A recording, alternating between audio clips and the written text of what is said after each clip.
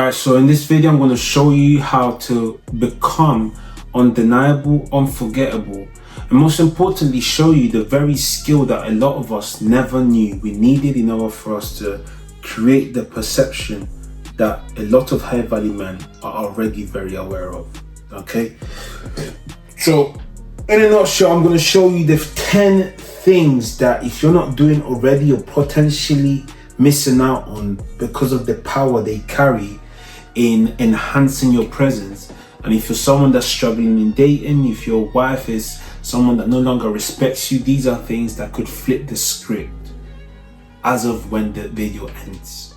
All right, so my name is Behavioural, and I'm a coach, men's coach, and I specialize in empowering men to turn their life around by understanding how to recalibrate, reclaim, and rebuild themselves.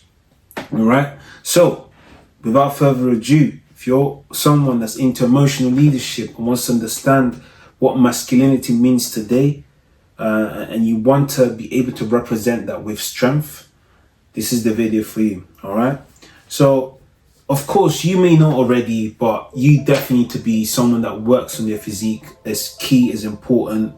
In terms of clothes, now my unfair advantage, and I'll say this with my chest, is the fact that I grew up in my dad's into fashion and grew up in Italy. I'm not saying that every Italian knows how to dress, but a lot of them do. All right. Despite that, however, I was still invisible. So I had the physique, I thought I had the genetics. Well, it wasn't really, I did have genetics, but it was more like, it was a bit of a struggle because the body wasn't where I wanted it to be. So my nervous system was, although it was a decent physique, my nervous system was saying this isn't good enough, right? And if you've watched some of my previous videos, you know exactly what I mean by that. In a nutshell, it was a clash between what I wanted to portray and what I was actually portraying, all right? So there was a contradiction. So these are the things that stopped me performing and shift me into becoming the man that owned his presence and wasn't playing about it, right? So we'll start with number one, right? I used to be uncomfortable with my walk, right? I'd be conscious of it and I would judge it, and actually learn how to hone my walk and controlling and being intentional about it being slow but intentional. And that is the balance. You don't want to seem too slow because then you just seem like you have no drive, no motivation, but you don't want to seem too fast because then that just seems that you value their time more than you value yours. So there needs to be a balance between the pace you walk at, but it should be towards understanding that this is the pace that you're setting because that's the pace you want to set. So you're basically being very, very clear about the pace you want to create when it comes to walking. Number two, breathe slower, right?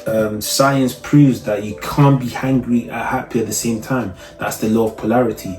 You can't experience cold water and hot water at the same time, right? You can't experience, hot and cold. Potentially can experience hot and cold water, but you can't experience north and south at the same time, right? So the law of polarity basically says you're at the same bar but at different degrees.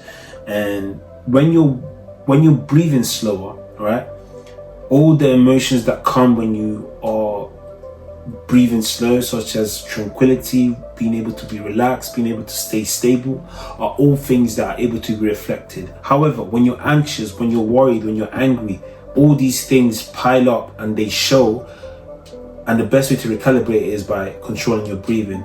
Practical thing that I tell my clients to do is inhale for 4 seconds, exhale for 4 seconds.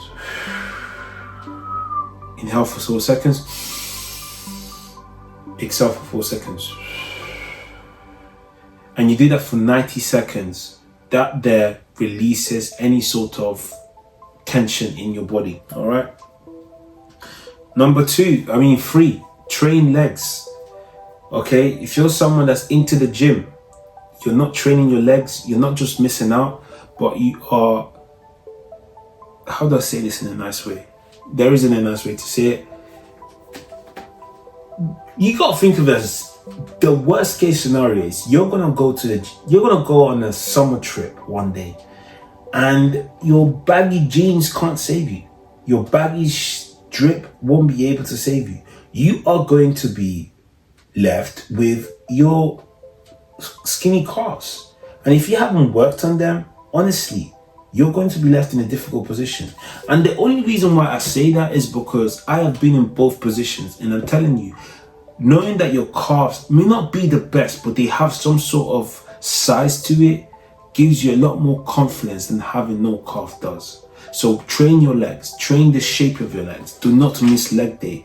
And as someone that's had a very frivolous past and it's done a lot of things when he was single, due to the fact that I've mastered these things and I utilized them to my benefit prior to me being the good man I am today, I can tell you that having legs, people that do leg, they have more fun. Let's just keep it that way. So you want to have more fun, do legs, right? Do legs. Now, number 4, signature scent, right? One of my biggest come up scents at the time was, I've had different phases.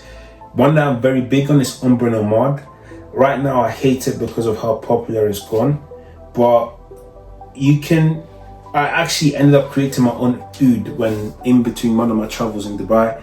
And my recommendation is honestly create your signature scent and use it everywhere you go. It's like you're unintentionally setting a mental storage in someone's head.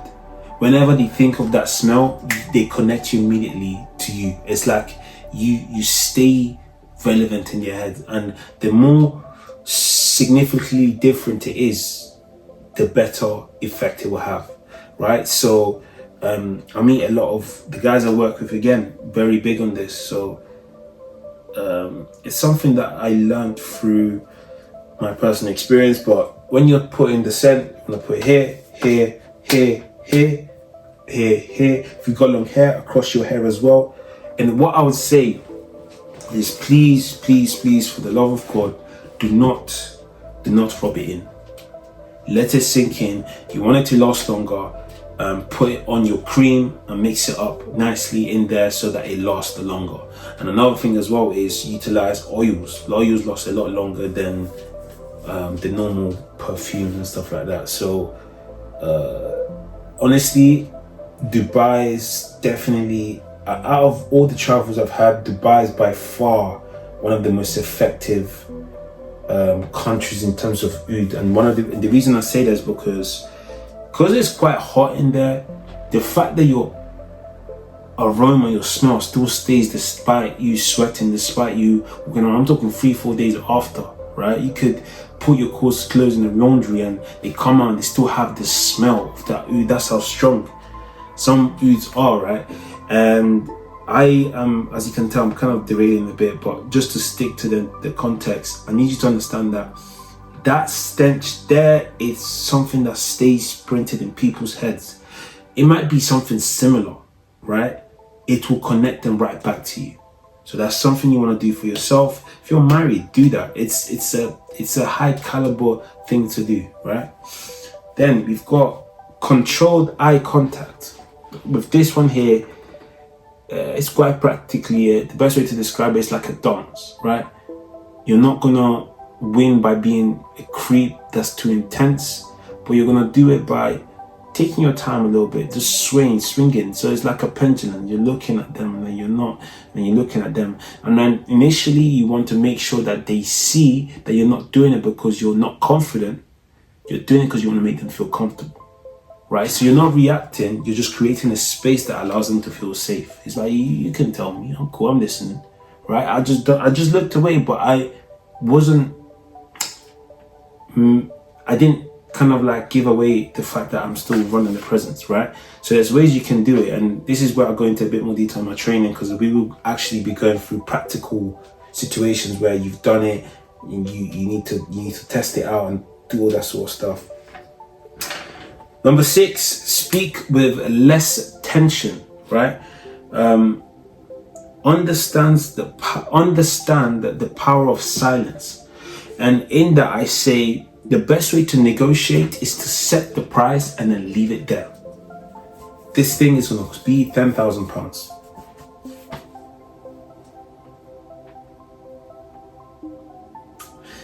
That silence allows them to sink in and come almost like, it's like you're drawing them closer, because it's like, wow, I feel uncomfortable. I need safety. And this person seems comfortable in that safety and that silence. Let me see why that is the case, right? It sparks curiosity. So learn how to sit in silence and own it. Number 7, shoulder back, chin neutral.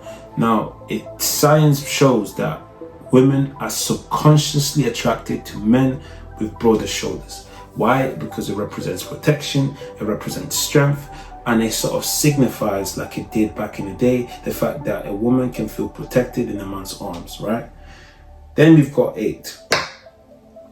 The questions you need to be asking on a date night, or the question you need to be asking to understand the type of person you're meeting, are questions that allow you to identify the patterns. You don't want to just understand the person's story and what they like and what they dislike, what their favorite color is. No, you want to understand, what patterns am I getting involved in?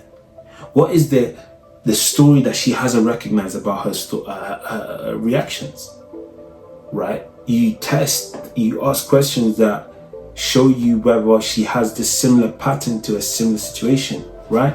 What happened with your ex? What about your previous one?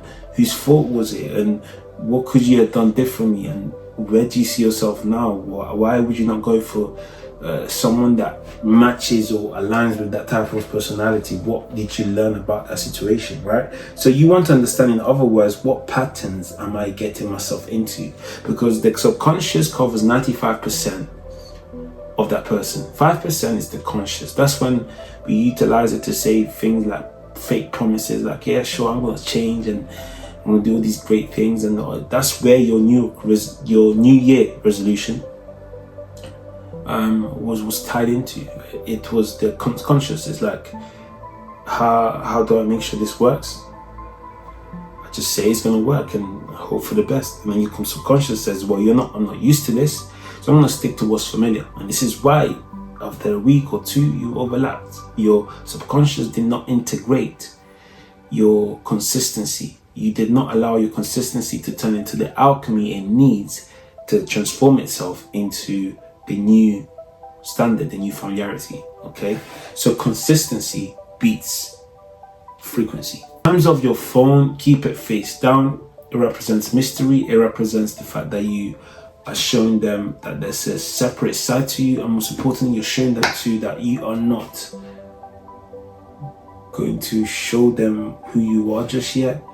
I'm not saying you should hide it. I'm just saying you should actually just put it to the side, put it on the face down, knowing that, again, you're just someone that carries themselves properly, right?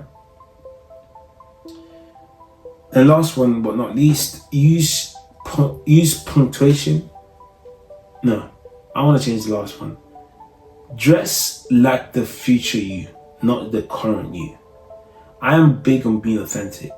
And one of the things I've embodied of recent is, I may be home, but I'm going to wear the best dress out there. Not because I want to impress anyone, but it's because I want to tell my mind that this is my standard. This is what I'm familiar with. So and the reason why I do this is because now when I step outside, don't get me wrong, it's convenient. I can pretty much step outside at moment's will.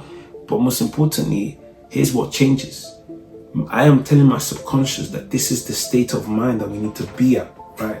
So I'm not messing myself up, but I'm keeping myself at a high standard because I want my subconscious to be aware of the fact that this is what we're familiar at. Whenever we drop that standard, that's a unfamiliar territory that we need to get away from.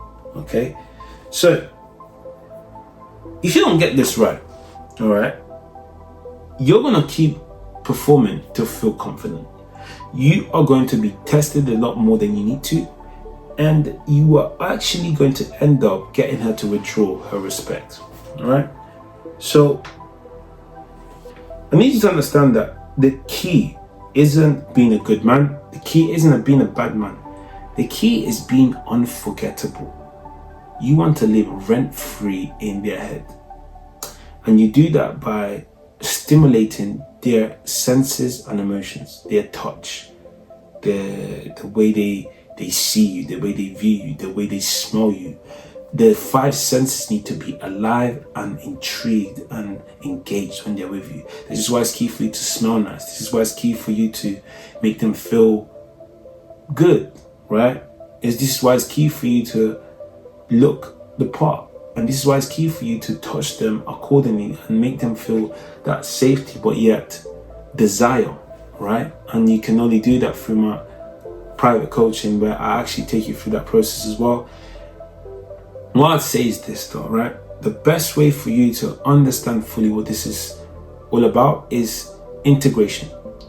Integrate your dark masculine, integrate your light masculine into one person and learn how to show up powerfully at all times. Now you can only do that within 90 days from my coaching, or you can do that by yourself by reading the book I've got on my link, which is the 15-year transformation in 40 days, or you can book a call and I'll show you exactly what steps you can take in order to get there. But in other words, don't mess this up and lose your woman because someone else done this when you should have.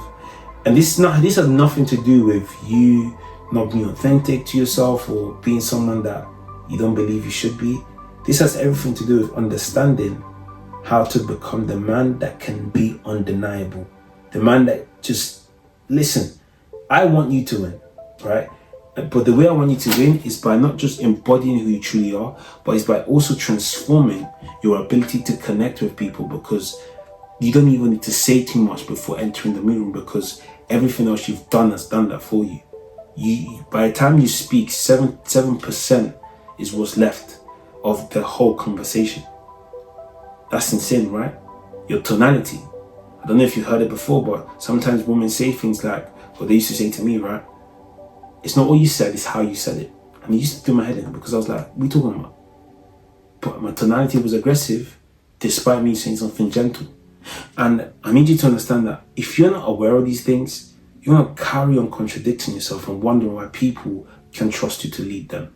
All right? So if you need help in doing this, drop me a message. There's the book and the course in the description below. If you're looking for a consultation, message me on Instagram and comment guide, and I'll show you exactly how we can get that consultation going for yourself. If not that, let's connect. Please don't forget to subscribe. It helps my channel a lot. This is your first time. Thank you for staying this long. I fully respect that. I guess that's pretty much it for today though, because we've shared the 10 tricks. I'd say a bonus one, if you stay this long, is the way you shake your hand. It says everything you need to know. When you're shaking your hand, there's two ways you can go about it. You can be very soft and with the ideal or the whole expectation that you want them to sort of underestimate you, or you can be firm, understanding that your handshake is your mirror. You pick how you want to come across, but don't you for a seconds expect them not to underestimate you if you're coming across like you want to be underestimated. All right? So I really hope this has helped you, and I'll see you in the next video. Peace.